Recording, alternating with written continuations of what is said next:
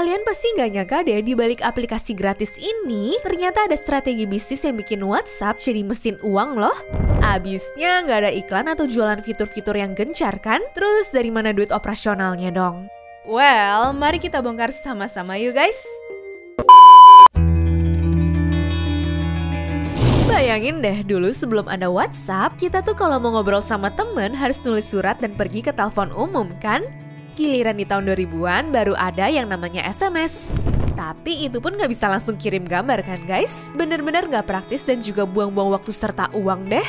Nah ternyata ada dua orang pintar bernama Brian Acton dan juga Jen Kum yang mikir kenapa sih nggak ada cara lebih mudah, cepat namun tetap murah untuk bisa ngobrol? Akhirnya dibentuklah aplikasi WhatsApp di tahun 2009 dengan prinsip anti iklan dan juga mementingkan privasi penggunanya. Awalnya sih gratis dan mereka bergantung pada pendanaan dari teman-teman di Yahoo aja yang kira-kira sebesar 3,8 miliar rupiah. Lalu perlahan-lahan mulai deh tuh ditarifin sebesar Rp15.000 per tahun ke beberapa pengguna yang ada di negara besar. Ya walaupun gak dijalankan seutuhnya ya, ibarat mau ngasih boleh, enggak juga gak apa-apa gitu. Dan pokoknya mereka mengutamakan pertumbuhan pengguna secara organik daripada mencari uang instan dari hasil iklan perusahaan-perusahaan yang besar.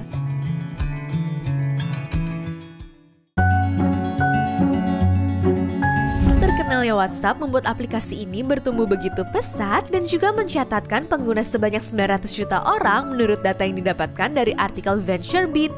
Maka akhirnya masuklah ke pemantauannya si Mark Zuckerberg. Pengen dibeli lah guys itu WhatsApp dan kebetulan juga mereka berdua setuju karena pengen aplikasi ini lebih gede lagi. Nah setelah dihitung-hitung akhirnya disepakatinlah kalau harga pembeliannya sebesar 288 triliun rupiah. Padahal pendapatan WhatsApp saat itu belum begitu mengesankan loh dan hanya menghasilkan 18 miliar rupiah dalam 9 bulan terakhirnya. Cuma Facebook melihat potensi besar pada data pengguna yang terus bertumbuh di tahun 2014 tersebut. Ya, cara kerja mereka kan memang mengkoleksi data sebanyak mungkin seperti yang sempat viral pada tahun 2010 lalu. Lalu di tangan Facebook, biaya langganan mulai dihapus biar makin banyak orang yang memakai aplikasinya guys. Tapi meski pendirinya masih bisa mengontrol aplikasi sesuai keinginannya, perlahan-lahan mereka memutuskan untuk cabut dari perusahaan itu guys. Bahkan jika dikutip dari artikelnya CNBC, mereka tuh sebenarnya nggak setuju dengan kebijakan monetisasi pihak Facebook loh. Perusahaan ini mengubah kebijakan biar bisa menargetkan iklan dan juga menjual data para pemakai untuk kebutuhan analisis. Tentunya ini tidak sejalan dengan keinginan awal yang ingin menjaga privasi para pemakainya dong. Makanya skandal tersebut sempat meledak dan membuat orang-orang memunculkan tagar delete Facebook sebagai bentuk boikot atas kebijakan buruk tersebut.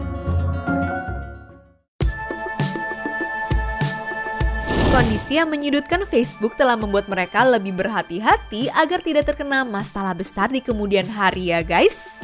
Jadi mereka mencoba untuk membuat inovasi baru yang salah satunya dengan meluncurkan WhatsApp Business. Di sini pemilik usaha bisa beroperasi layaknya toko digital yang membuat katalog produknya sendiri layaknya kita melihat mainan di etalase. Secara segmennya aja menyasar kelas kecil dan juga menengah ya. Kemudian dari pihak pembeli dapat bertanya langsung tentang produk dan juga harga secara lebih ringkas. Bahkan pembayarannya tergolong mudah karena sudah ada fitur pendukung untuk transfer menggunakan bank ataupun dompet digital. Secara pengguna WhatsApp-nya aja udah banyak banget, jadi asalkan tampilan halamannya oke, tinggal masalah waktu aja semuanya bakal nyaman dan juga pindah kan? Makanya tuh guys, dari si pemilik membuka toko aja, mereka ini tuh sebenarnya udah mendapatkan upah untuk pebisnis bisa terdaftar secara legal. Belum lagi ketika pengusaha memakai fitur-fitur khusus, katakanlah seperti pesan otomatis ataupun bot yang siap 24 jam penuh ya. Udah gitu, saat memasang iklan tentang produk tertentu, otomatis Facebook bakal dapat duit lagi dari sini loh. Jadi ada timbal baliknya lah. Mereka dapat duit sambil ngasih pelayanan yang maksimal serta mendukung pebisnis juga untuk meningkatkan penjualannya.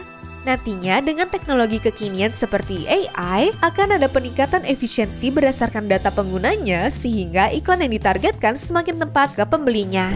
Ya, ibaratnya pengen ngasih pelayanan maksimal lah sehingga pembeli dan juga penjual puas supaya pendapatan mereka semakin bertumbuh.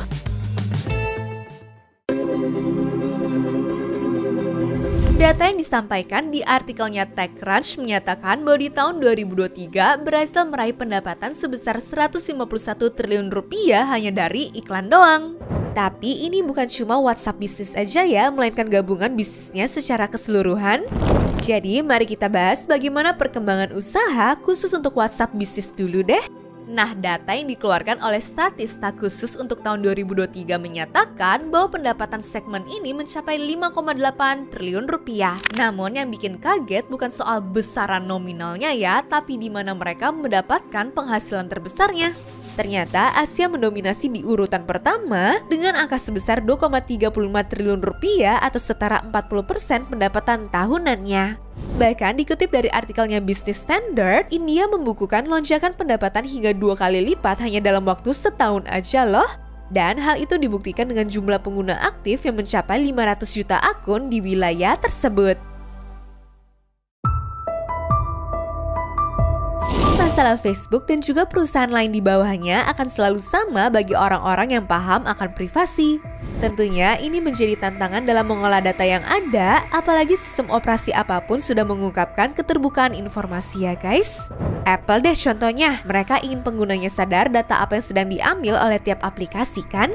Nah dari situ ketahuan kalau Facebook mengambil nomor telepon lalu informasi dasar seperti nama serta status hingga kebiasaan berbelanja ataupun seputar keuangan kita loh. Belum lagi alamat IP dan juga lokasi secara akurat yang membuatnya tahu apa aja aktivitas kita sehari-hari. Makanya kalau dikutip dari artikelnya New York Times, jutaan orang di luar sana langsung bereaksi terhadap berita tersebut dan ngedownload aplikasi chat baru untuk melindungi privasinya. Mungkin mereka belum terbiasa kali ya jadi negara open source kayak kita.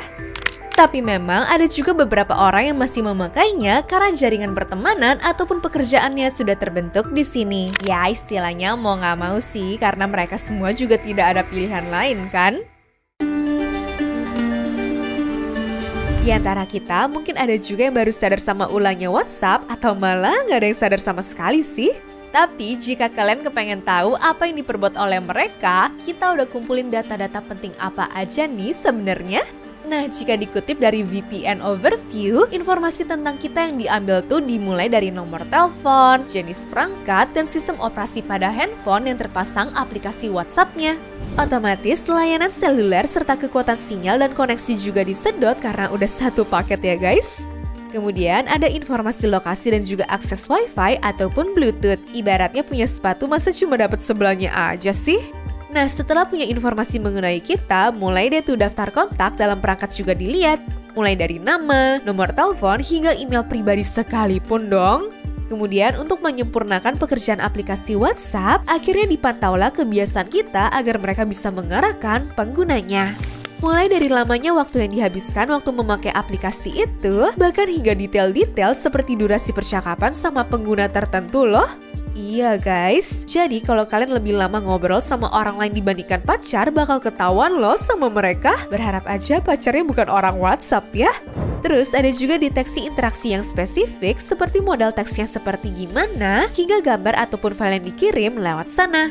Jadi jangan berpikir kalian tambah enak nih ya karena semua hal bisa dikerjakan hanya dari WhatsApp. Malah yang ada harus khawatir nggak sih data-data privasi dan bersifat penting sebenarnya udah disaring sama tim mereka? Apalagi waktu terakhir kalian online juga sudah dicatat dengan baik sehingga bisa menggambarkan secara umum bagaimana kalian menjalani kehidupan sehari-hari kalian. Mulai kelihatan serem ya kan?